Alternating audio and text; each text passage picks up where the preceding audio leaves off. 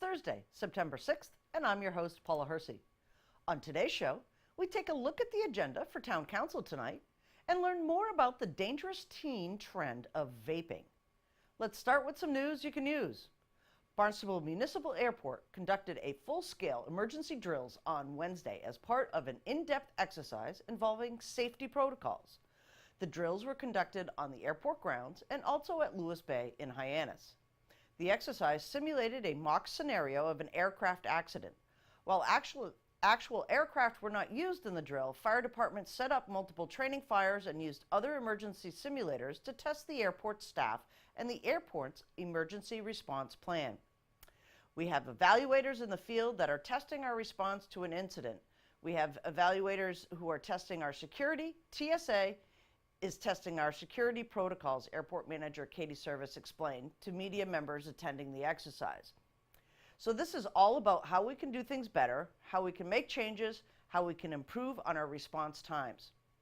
The exercise included the police and fire departments, Cape Cod and Falmouth hospitals, the U.S. Coast Guard, Federal Aviation Administration, Massachusetts Department of Transportation Aeronautics Division, American Red Cross, and other towns across the Cape. The airport also had volunteers on hand to play roles of victims of the simulated accident per the practice of the drill. All volunteers were transported to Cape Cod Hospital for simulated medical care. Eric Steinhilber, Town Council President, joins us on the phone for a preview of tonight's Town Council agenda. With me on the phone today, Town Council Chair Eric Steinhilber. Happy Labor Day week. Everybody's back to school. It was a great summer. It was, and everything's getting back to regular schedule now. Great, and it is the Cape Cod local summer coming up. It's our favorite time of the year. Yes, absolutely. It's the best time of year on the Cape. So what's on the agenda for Town Council tonight?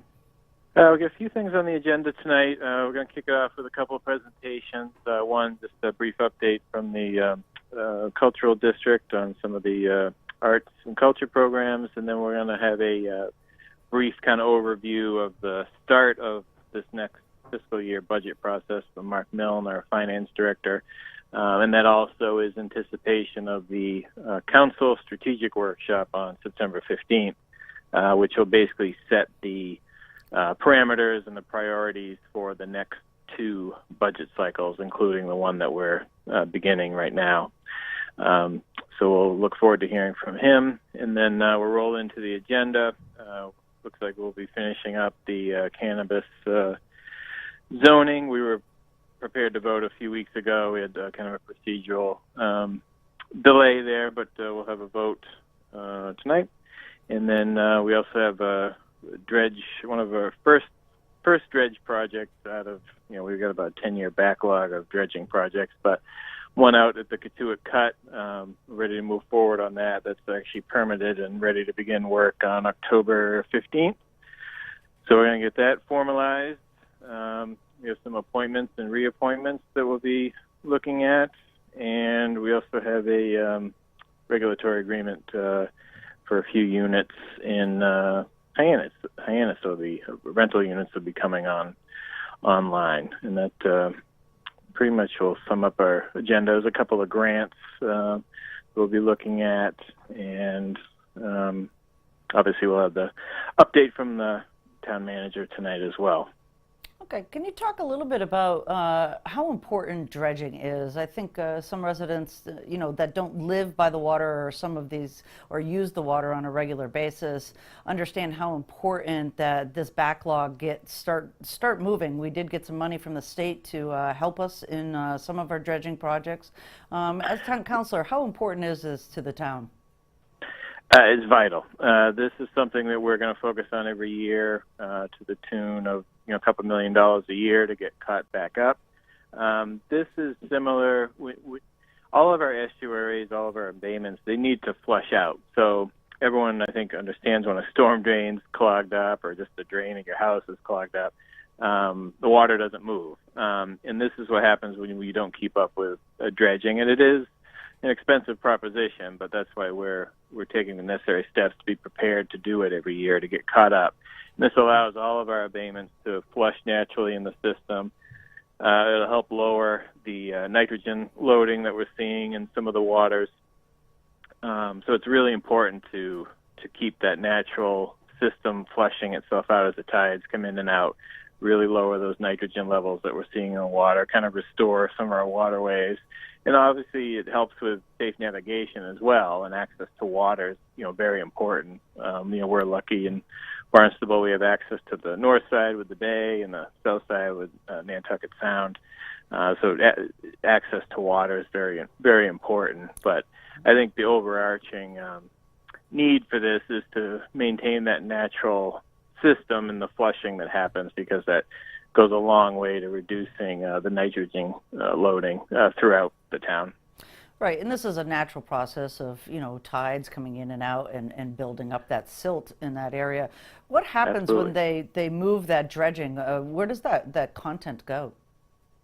It depends on the type of soil it is. If it's very just clean, regular sand, that could be used for beach renourishment.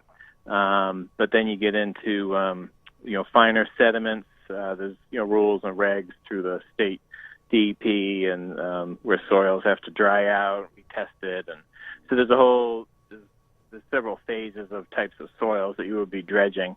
But the clean, the kind of phase one, just regular sand can be used for beach renourishment.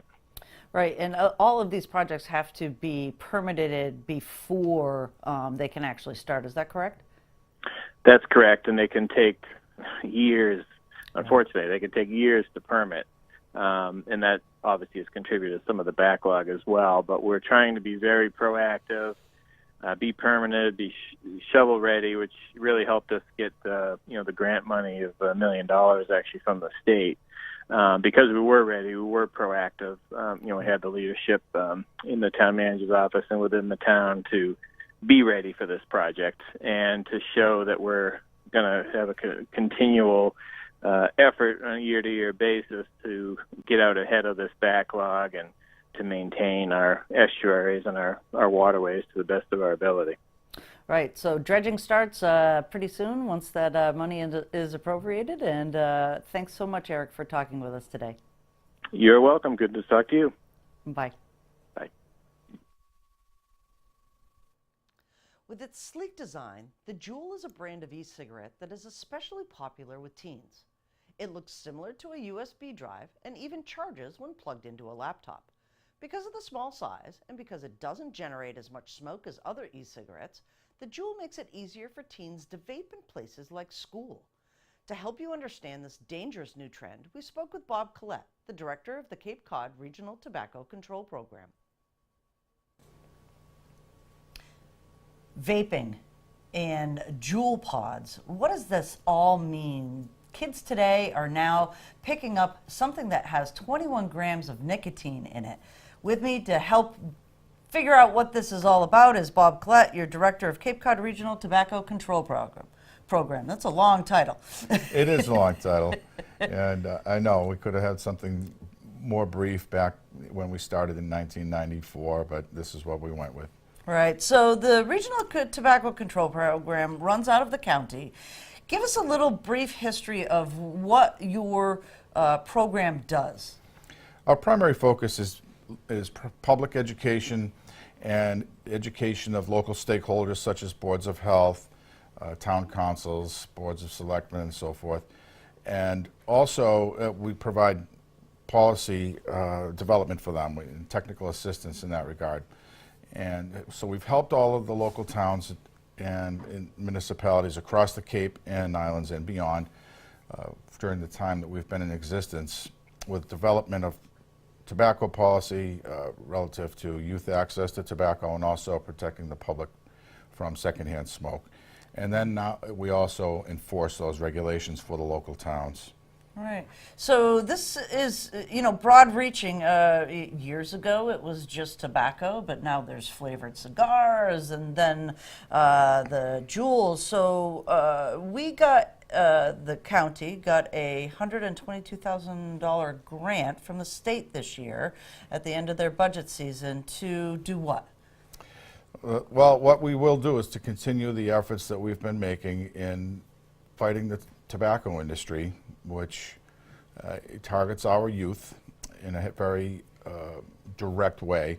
They spend about 95% of their marketing dollars directly targeting our 14-year-olds, so kids that are in middle school. And as a result, while the work that we've done over the years has resulted in a precipitous reduction in the use of cigarettes among kids, and that along with gradual incremental increases in price of cigarettes have put them out of reach of most kids price-wise. So that's not the cool thing to do anymore. But the new cigarettes is a product that we have called Juul, and this is one of many devices that kids are using now, and they can do so in a very much undetected way. And if you take a look at this, it sort of looks like a flash drive. Right. And these are battery operated. So you take the battery, you can recharge it in the computer at home.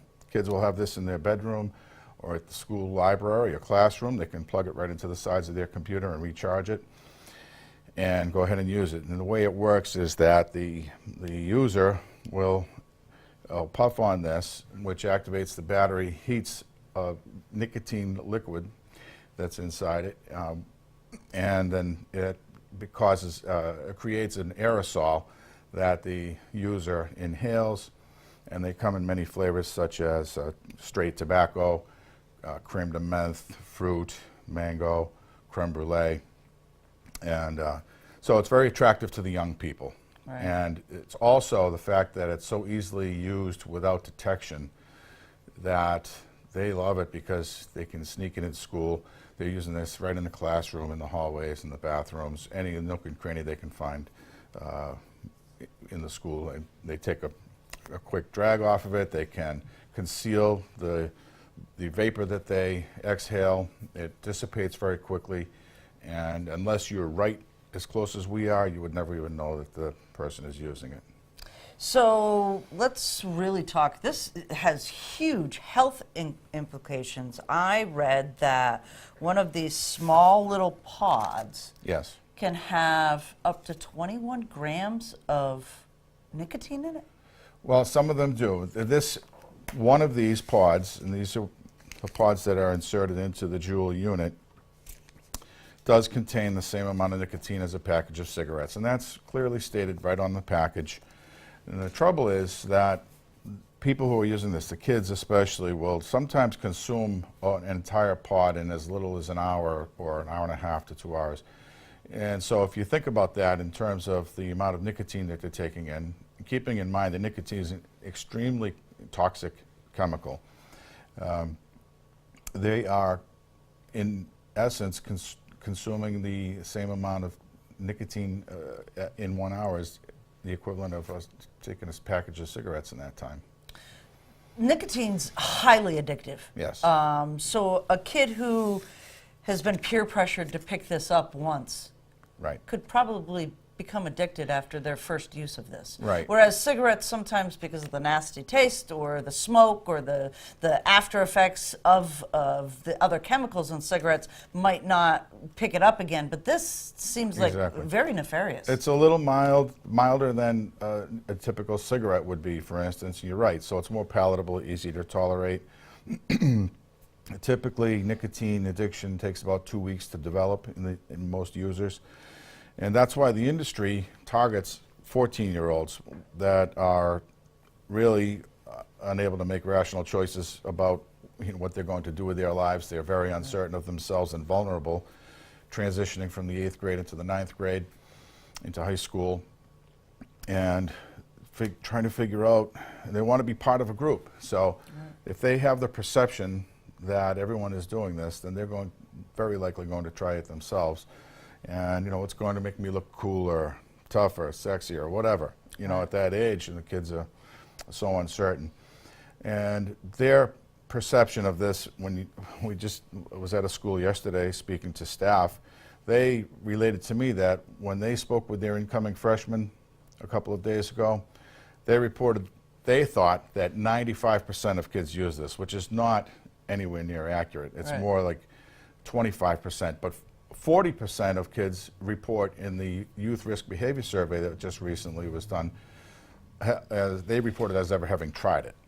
So that number exceeds the highest smoking rate that we have ever seen among youth back when I was in high school in late 70s, early 80s. Right.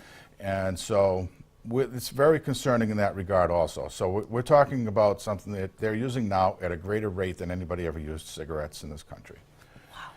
Wow. But so the kids think that a lot more people are actually using this, and that's Right. common among them. Right. We've found that to be the case, because if they think everybody else is using it, then they're more likely to as well. Right. So the Cape Cod Regional Tobacco Control Program comes into the schools to help staff and teachers understand how to deal with this? Yes, over the past 9 months in particular, we've received numerous requests and have given many, many presentations to schools across Cape Cod and beyond the islands, to most often to teachers, other school staff, the school nurses, administrators, and so forth, because this has been a problem that has just recently emerged. These products have only been on the market for about 11 years now, and the use of these has increased by 900% since 2011. And I think of that 900%, about 700% has actually happened in the past 2 years. So the kids are using this, and we're sort of behind the curve as adults. I think this was going on, and then all of a sudden they sort of exploded on the scene, especially with the Juuls, Right. in the past couple of years. And so the teachers and the school administrators have been confounded as to how to deal with this in their schools. Right. So let's talk, there's names here. There's Juul, the Juul. Yes. There's e-cigarette and vaping. Vape. All of them are the same? Yes, vape pens, Juuls, e-hookah, it's all the same it's classification of devices. And they're sold for as little as $4.99 in the local store for disposable type units. And so those are one-time use. You use them, whatever nicotine is included in that, and you throw it away. The Juul, you buy these, a starter pack costs about $50 for one of these and 4 pods. And then you buy the replacement pods for anywhere between $15 and $20. So you make a larger initial investment, and a lot of times it's out of reach for one kid. So a group of kids will pool their money and have somebody purchase this. And unfortunately, we still have some towns on the Cape where the legal age to purchase any nicotine delivery product is still 18. So the high school seniors, many of them are very enterprising. They've established great little businesses for themselves with their 16, 17-year-old peers and younger kids in buying these for them. So they'll charge them more money than what they actually cost, of course, so they're making their own commission tax-free right into their pockets. The other, the other 2 major sources of these is that they're available online, and so any person, the age verification online is, are you 18? Right. And you just check the box, and then they'll mail it to you. So kids are, they go out and buy gift cards, or if they received gift cards for holidays or birthdays or what have you, they turn around and use them to purchase these. Most of the time, these arrive on the doorstep before mom and dad get home from work, and the kids are home from school at, 2:30, 3 o'clock or so. So that it's easy for them to get. And then, unfortunately, one of the other sources, and I've eyewitnessed this myself on a couple of occasions while speaking with retailers right in the store setting, is that parents are coming in to buy this stuff for their kids. Everybody should know that this stuff is absolutely not safe. It's not harmless. That's a widespread misconception. These do contain, again, nicotine. They also contain some chemicals such as propylene glycol and diacetyl, and some heavy metals, and we're starting to see some emerging health issues that have been associated with this. We don't have longitudinal data to show what long-term use of these causes with people, because they've only been out on the market for a while, and at the beginning there weren't that many users. So it's going to take some time, but we do know that diacetyl, for instance, causes a condition called popcorn lung. Yep. And that's characterized by holes in the air sacs and a calcification of the lymph nodes in the lungs. and it's a very dire condition. And it was linked to the diacetyl, which is which contained in these through a study of people who worked in popcorn factories where they make microwave popcorn, and they use the diacetyl in that the chemicals that they use to make that. So those folks who have been exposed to diacetyl were coming down with this same condition, and so that's how we know that. It just blows my mind that these, again, are marketed towards children. This is not a marketing scheme for adults in their 30s, 40s, and 50s. This is literally to get that youngster hooked on a product that is believed to be benign. Exactly, and every tactic that they use it's right out of the tobacco industry playbook. And so they are, now you might hear radio ads by this particular company saying, these are not meant for kids. So what's the message to kids? Yeah. Let me get some, right? These are for you, let me get some. So, yeah, absolutely. And what they're targeting your 14-year-olds, knowing that once they addict somebody, which again only takes a couple of weeks, they have a customer for an average of 20 years. So it's all about the money for that. They really don't have any concern about the kids or their welfare. Right. So I know that your program does some enforcement. You can come in and make sure that age verification is working, that the product is behind the counter so kids can't access it. Correct. What tips do you have for parents to combat this? Well, they just need to be very aware of what's going on, and as they have to be with everything. Right. And so the problem with these is that it's not what you might call your usual suspects that are using this. Usually in a high school, for instance, you'd have a group of kids that you would say, okay, yeah, those are the stoners. These are the kids that smoke cigarettes. These are the... No. This transcends all social groups in the high school. So you're talking about the kids in the key club, the chess club, the captain of the basketball team, athletes, the girls' swim team, everything.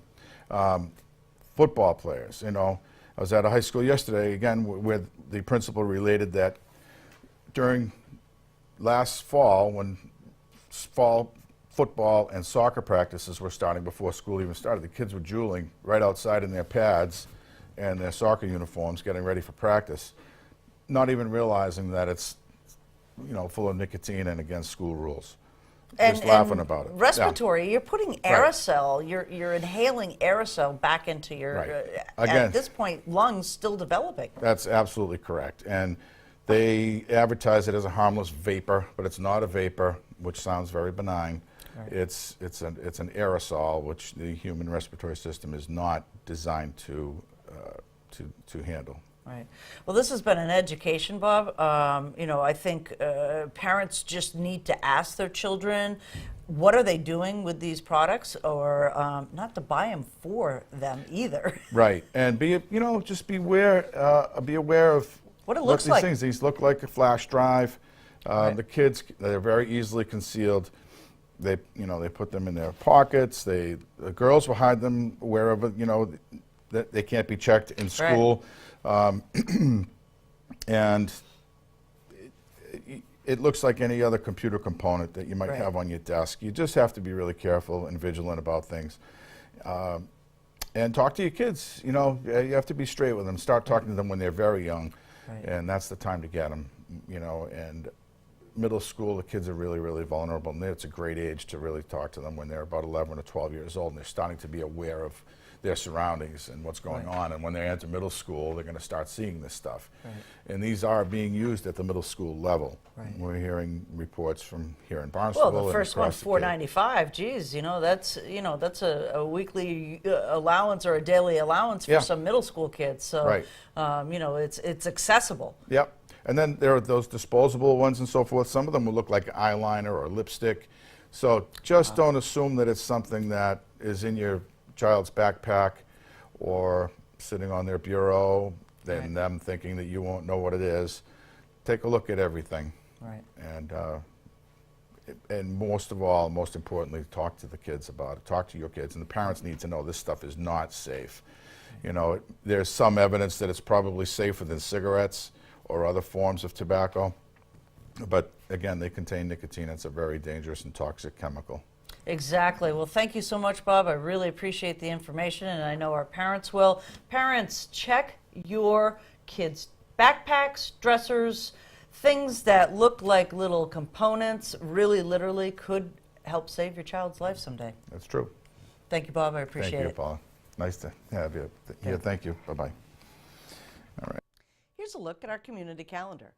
The Great War, also known as the War to End All Wars, launched the early 20th century into a nightmare that lasted well after that war ended.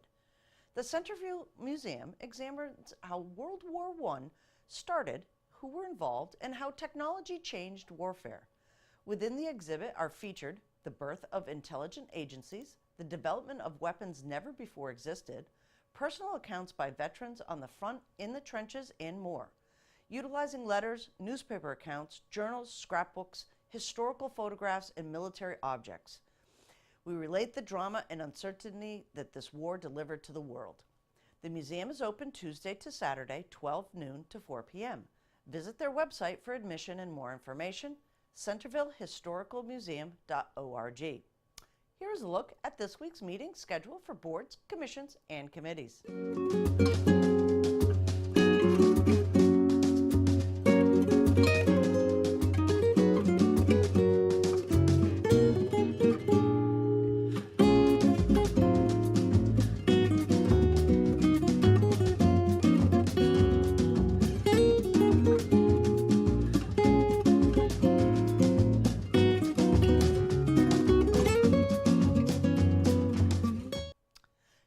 Comments, suggestions, or accolades for Channel 18? Connect with us on Facebook and Instagram, email us, or send us an old-fashioned note by carrier pigeon. Channel 18 works for you. I'm Paula Hersey, and thank you for watching Barnstable Today.